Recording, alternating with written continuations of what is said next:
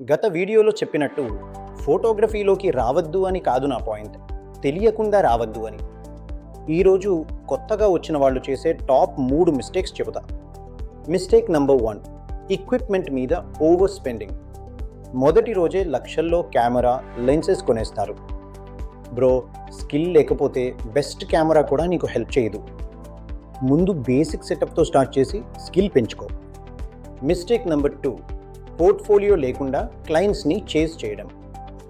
నీ దగ్గర చూపించడానికి వర్క్ లేకపోతే ఎవరు నిన్ను నమ్ముతారు?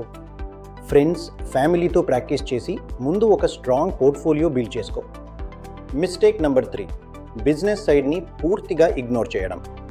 ప్రైసింగ్ ఎలా సెట్ చేయాలో తెలియదు, కాంట్రాక్ట్స్ గురించి తెలియదు, మార్కెటింగ్ గురించి తెలియదు.